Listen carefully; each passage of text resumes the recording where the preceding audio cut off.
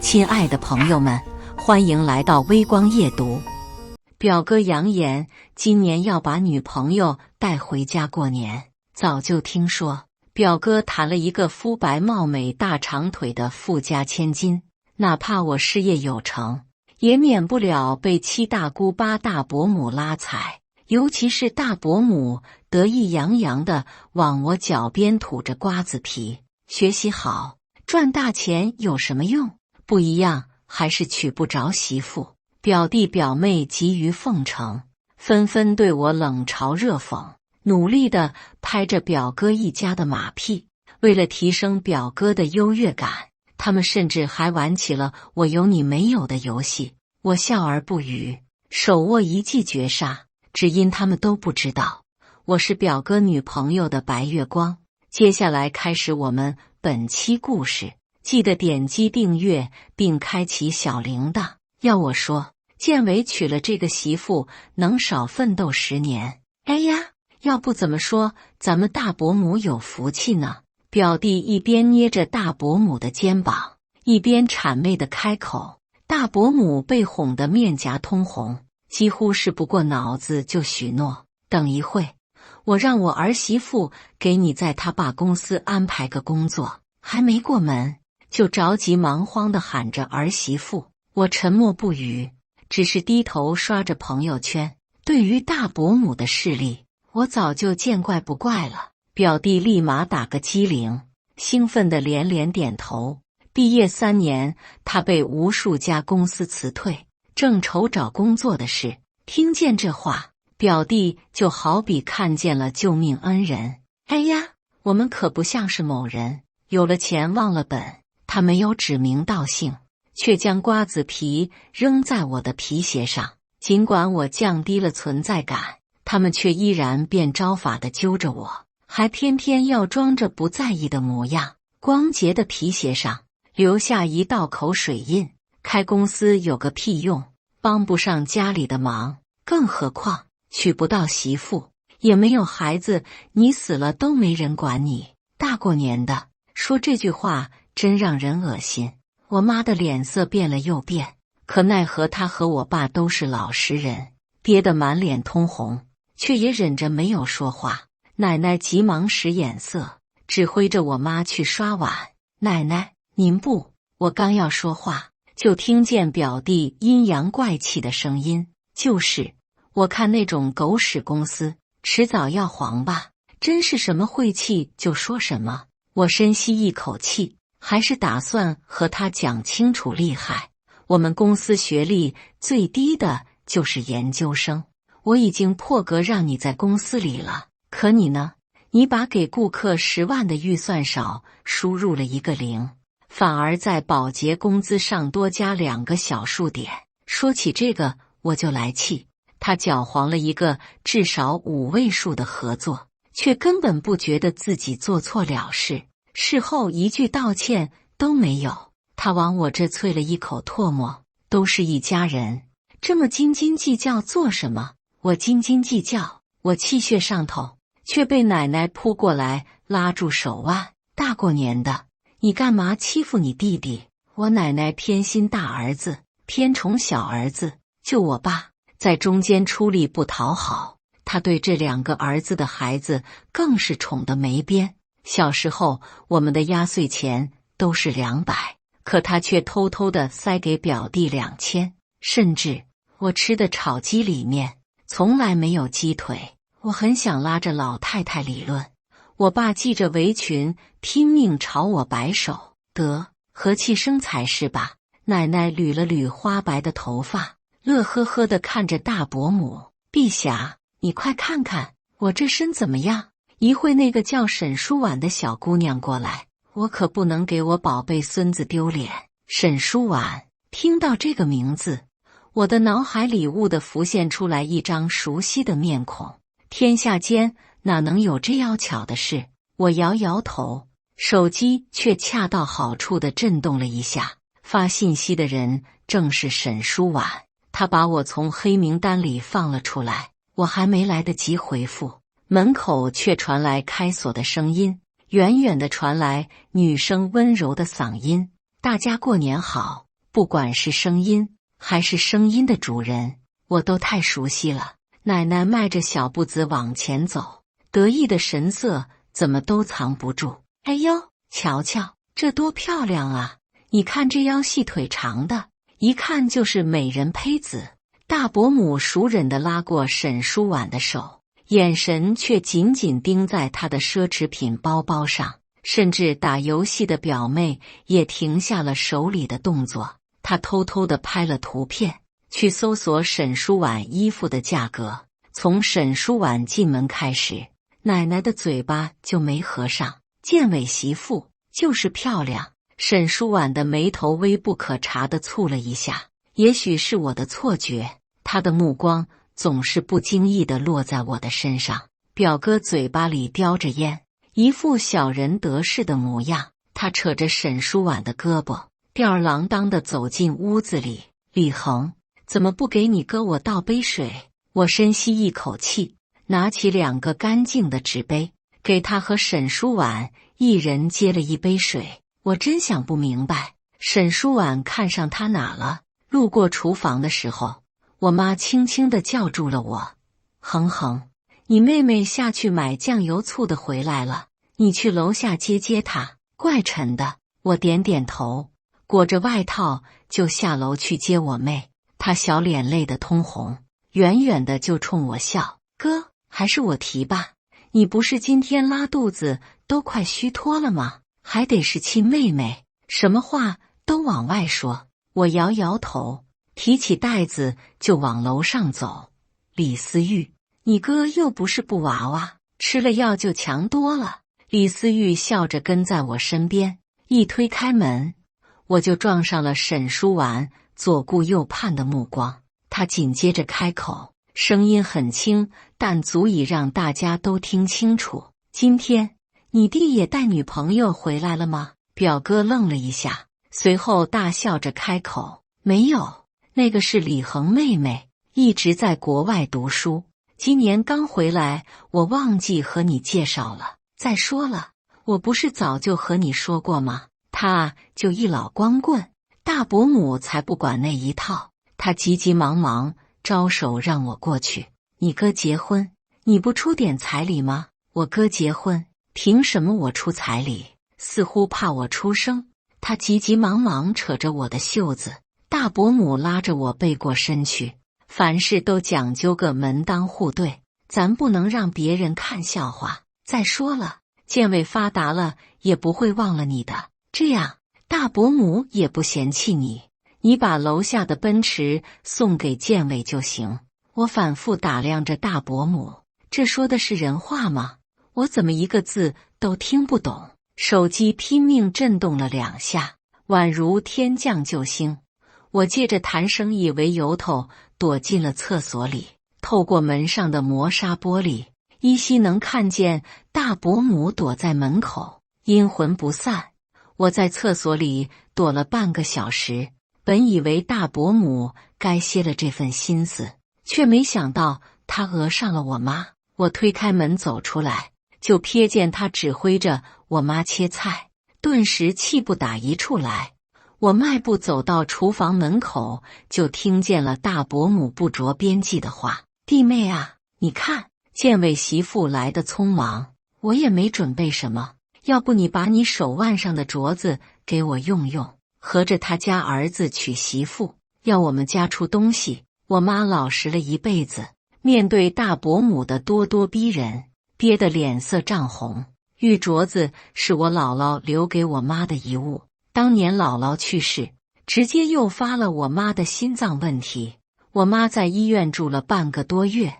这些大伯母都知道，我妈不给，她就上手抢。大伯母，我一声呵斥，大伯母吓得一个机灵：“李恒，你眼里有没有我这个长辈？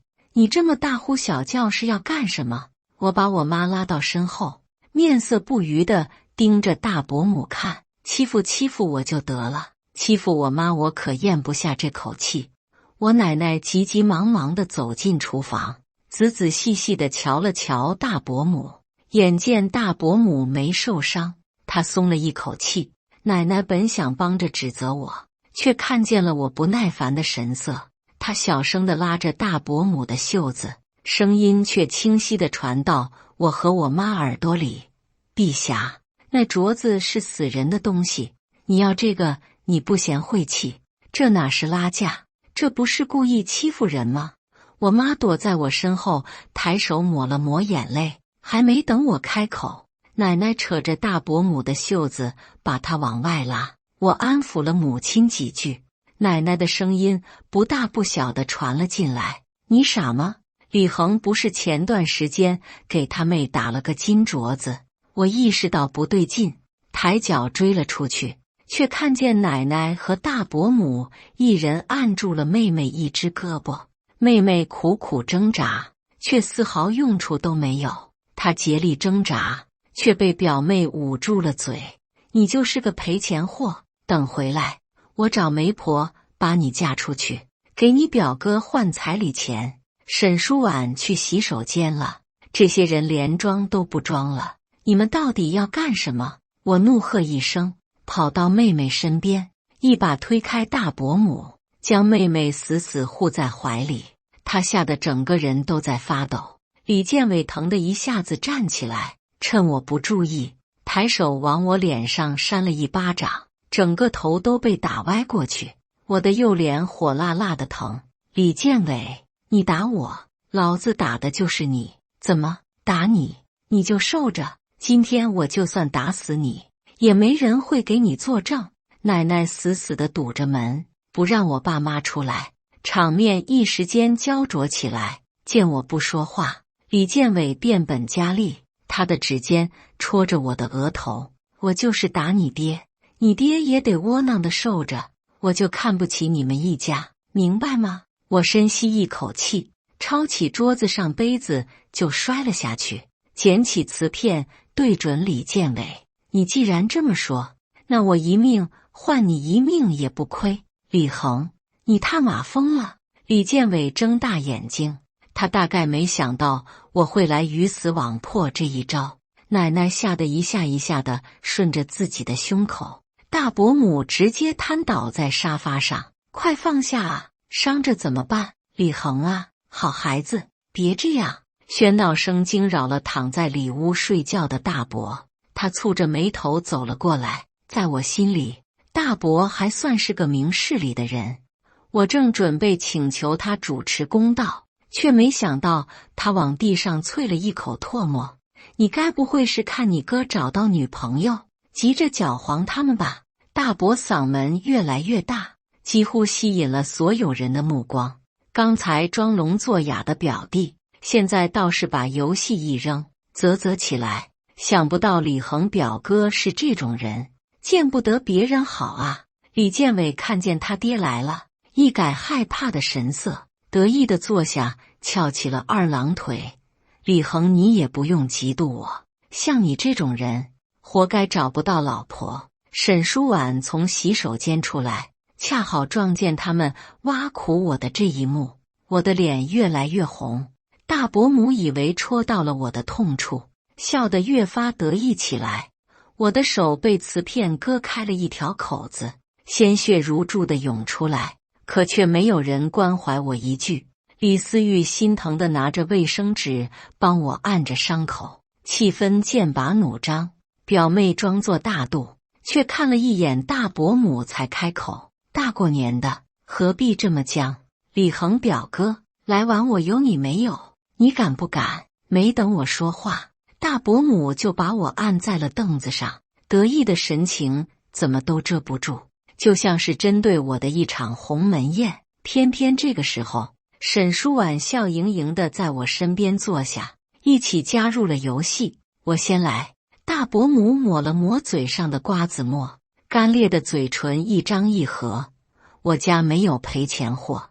我妹妹的脸色一下子变得难看起来，表弟得意洋洋，甚至有些眉飞色舞。我拿李恒照片网恋，赚了人生第一桶金，不以为耻，反以为荣。我捏紧了拳头，却被他轻飘飘一句噎了回来：你别玩不起。最后，表哥像是压轴出场的将军，我女朋友是富家千金，未来会给我生3个儿子。沈书婉从始至终没有说话，她静静地看着我，眼看着我就剩下1根手指。他们笑得一脸得意，忘记说了，你要是输了，就要给我们1辆车，还有你妹妹的金镯子也得给我们交出来，还是奔着我家来的。可惜他们终究什么都得不到，不管是东西还是人，我的底牌他们这辈子都想不到。哦，我故意拉长了声音，就这么点，是不是有点少了？你们要是加注的话，我可以考虑把我的公司也作为赌注。表哥顿时眼冒金光，不顾大伯母的阻拦，从抽屉里拿出了奶奶家的房本。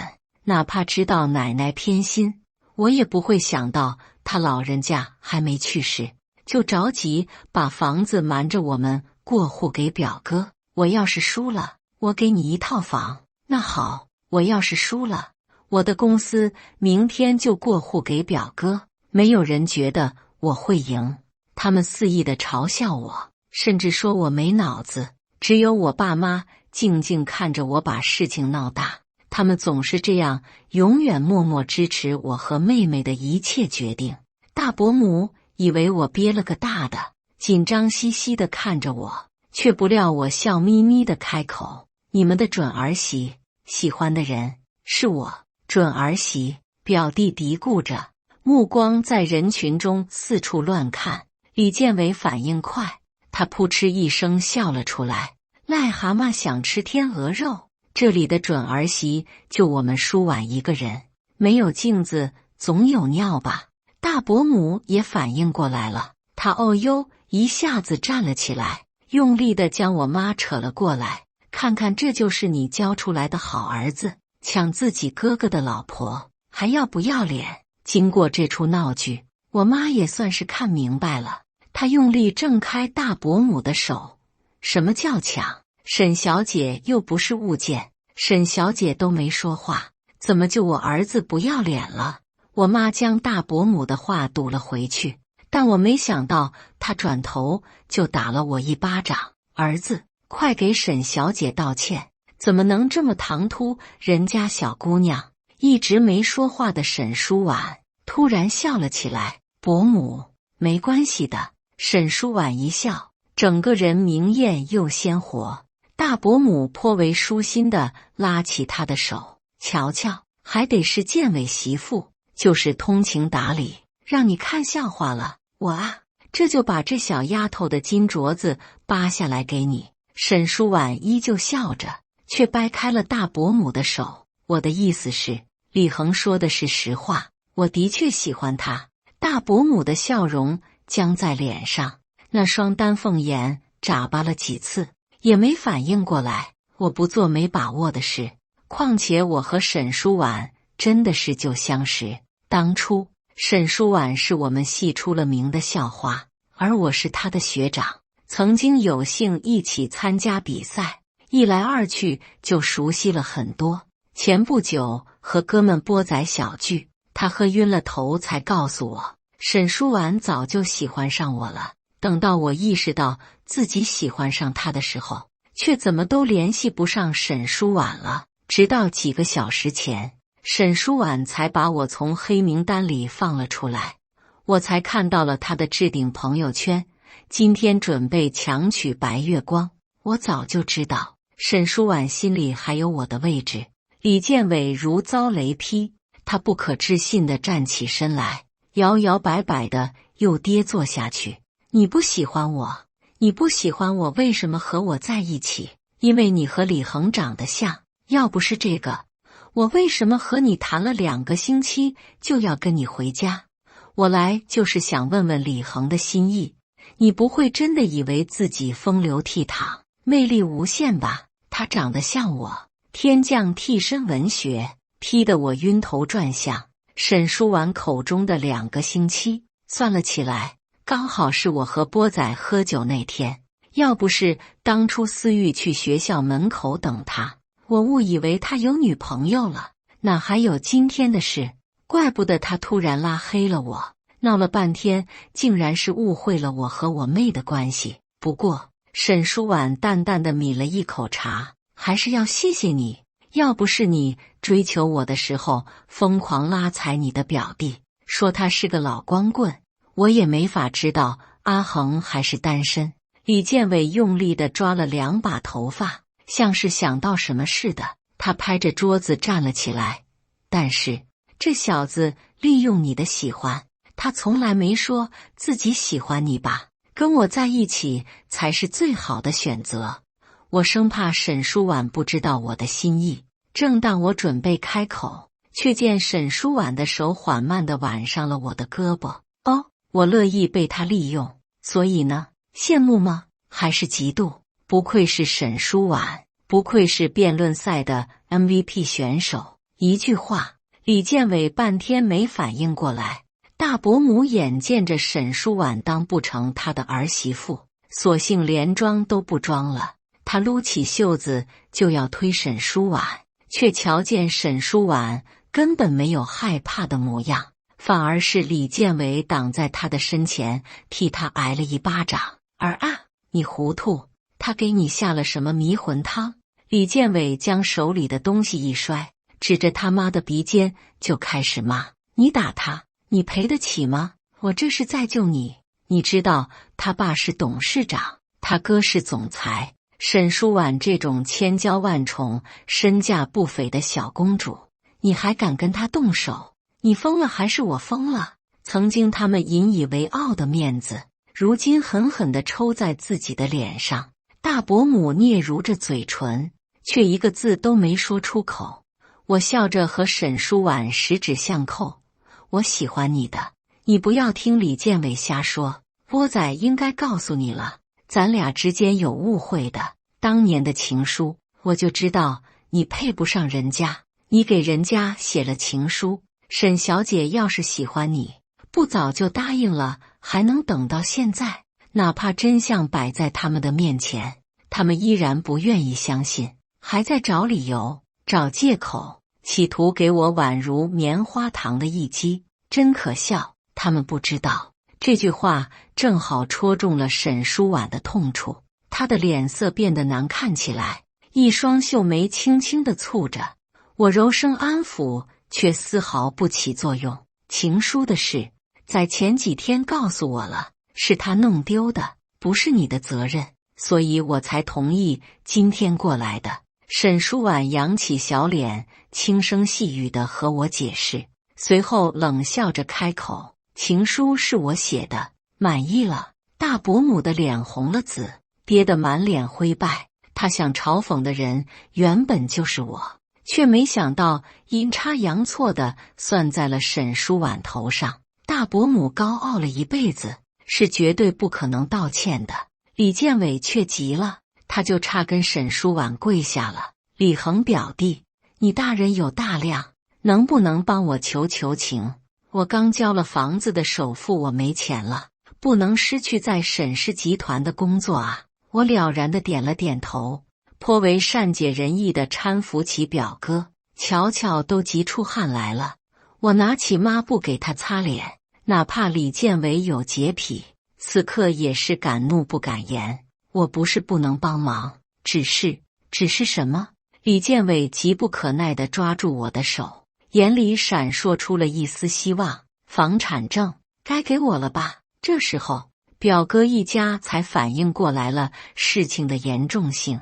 大伯站出来，一副德高望重的模样：你们的口头玩笑，谁能作证呢？依我看，这事就算了吧。大伯话音刚落，奶奶赞许的目光便看了过去。哦，我不以为意地从兜里掏出手机，淡定地点开录音界面。表哥清晰的声音从听筒里传了出来：不好意思，手滑了，我们有的是证据。我早就看透他们一家的德行了，怎么可能一点准备都没有？大伯还想再说些什么，沈书婉却学着我的模样，淡定地拿出手机。我二哥是业内有名的律师，大过年的都是一家人，请你们吃官司。大伯母直直地从沙发上瘫了下去，嘴里不停地喃喃着：“完了，全完了。”就连一向贴心的奶奶也一屁股坐在了地上。这下怎么办？建伟媳妇出轨了。沈淑婉听到这个称呼，默默地攥紧了拳头。但这次，我一向老实的妈妈却安安静静地举起了马桶刷子。妈，沈小姐还没过门，算不得李建伟的媳妇。您要是装着听不懂话，我不介意帮您刷刷牙。我睁大了眼睛，冲着我妈竖起了大拇指。我妈也潇洒地对着我们微笑。咱没什么，这么多年都熬过来了，但可不能让这么好的小姑娘受委屈。表弟眼见着攀高枝无望，又想起了对我的所作所为，他现在巴不得找地缝藏起来，生怕我跟他们翻旧账。大伯甩手抽了大伯母一巴掌，哭哭哭，就知道哭，娶你这个败家女人有什么用？儿子教不好，还要把家底子赔进去。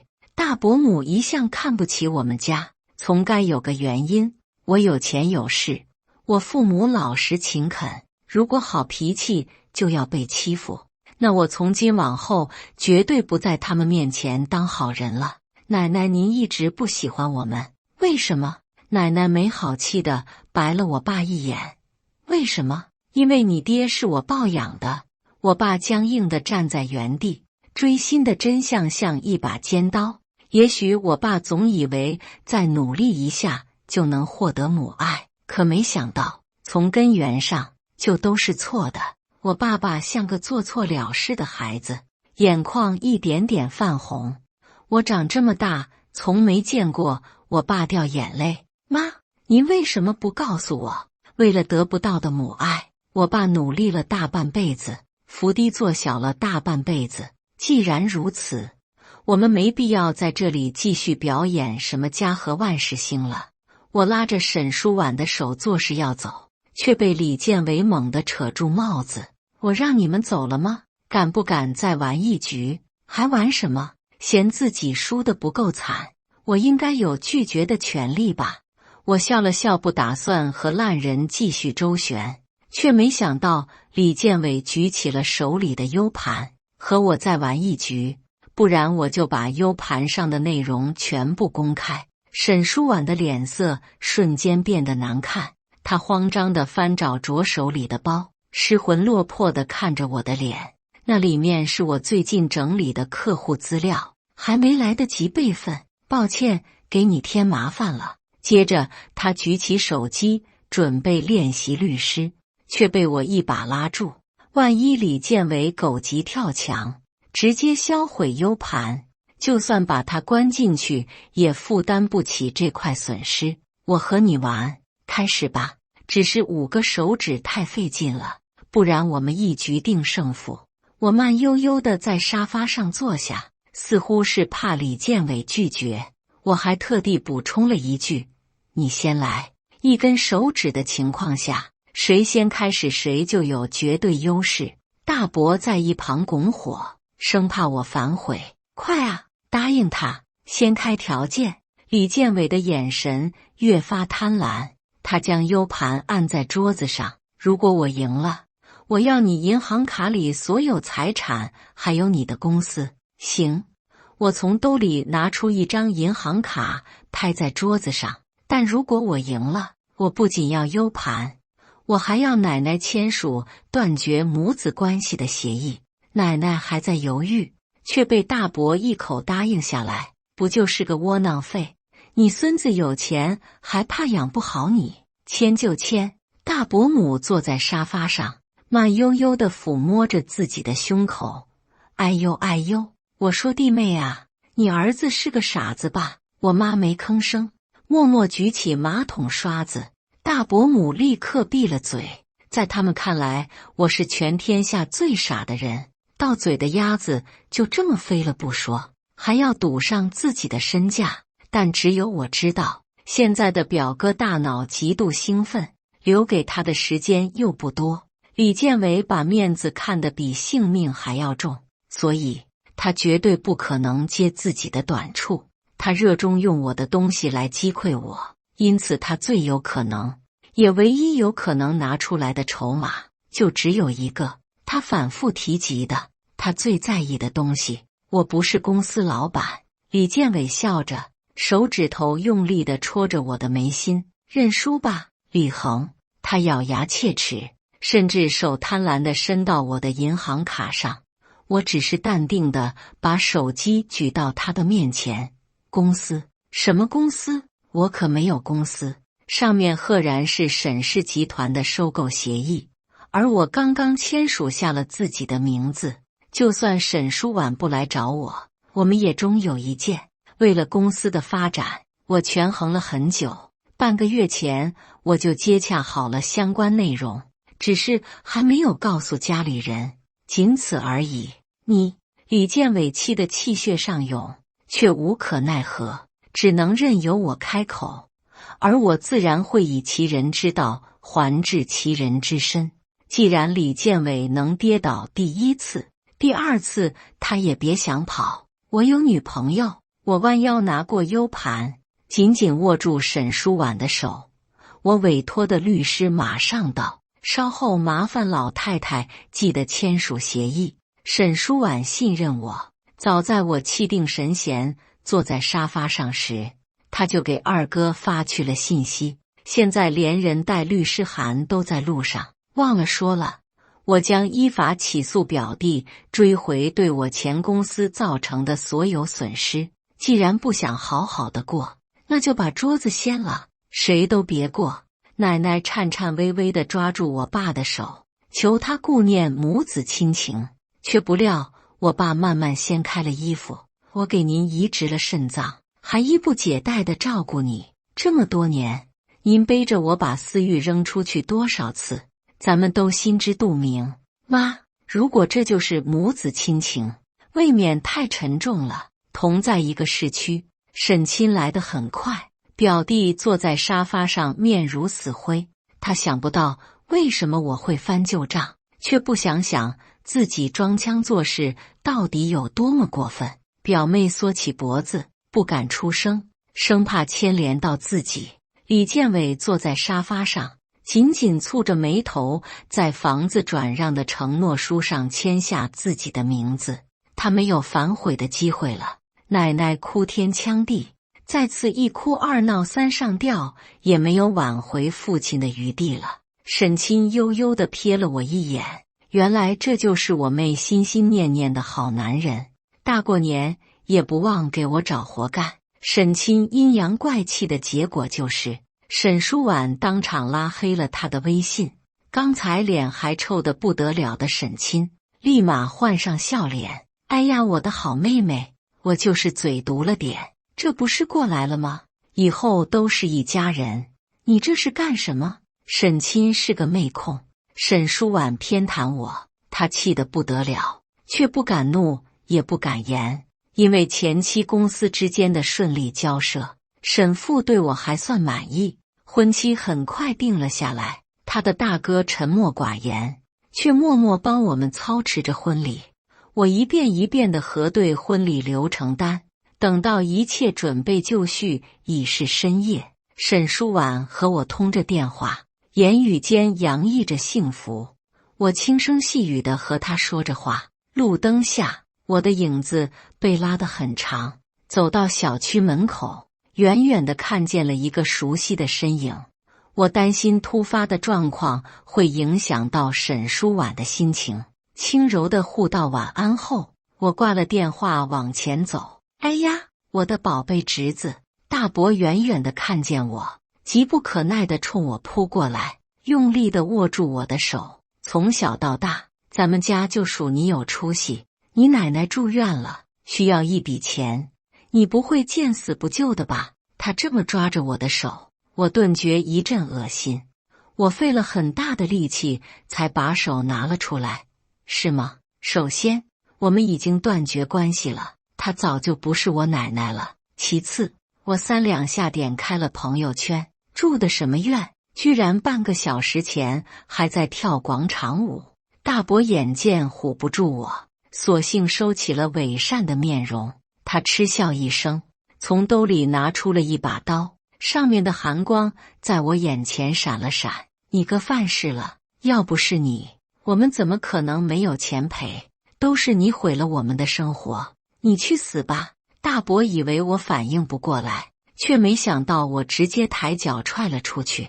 你还记不记得李建伟小时候惹是生非，却到处乱报我的名字，所以每次寒暑假我都被爸爸送去了各种各样的培训班。善恶到头终有报，你们多行不义必自毙。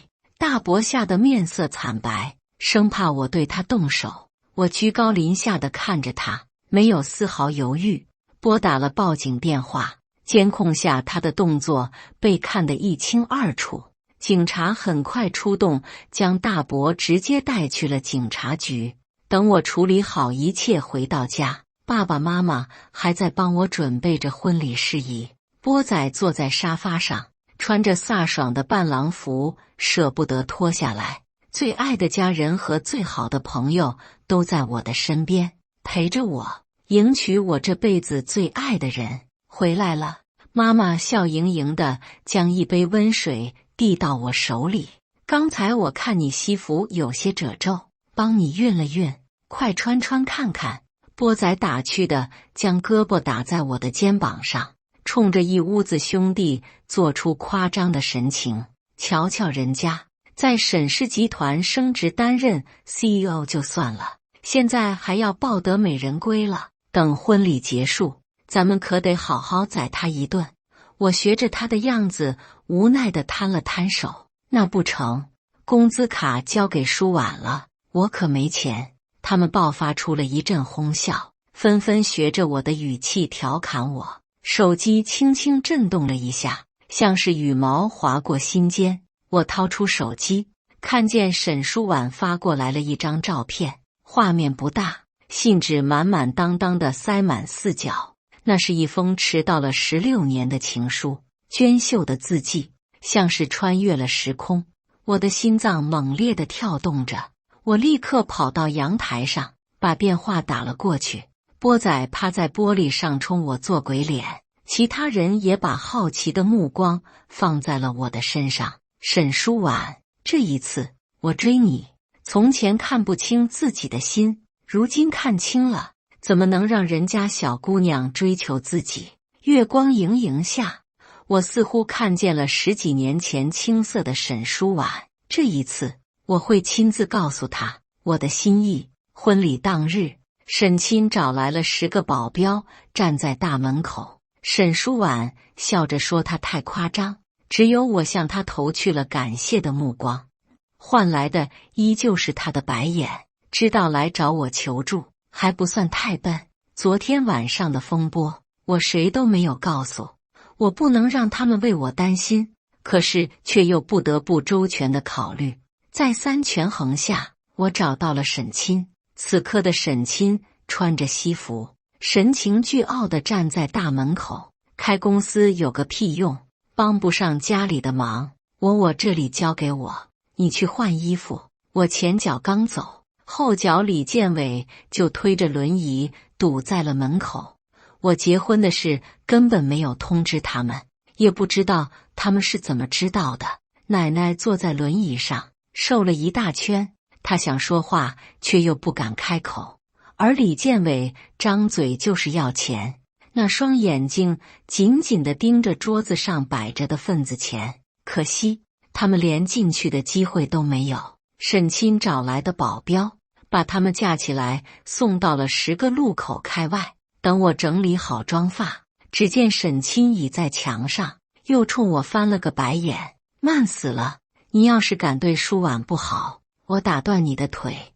我笑着冲他颔首，一言为定，待会多敬你一杯酒。沈舒婉穿着婚纱的样子，她不允许我现在看，一切就像是一场历尽风波却圆满的梦。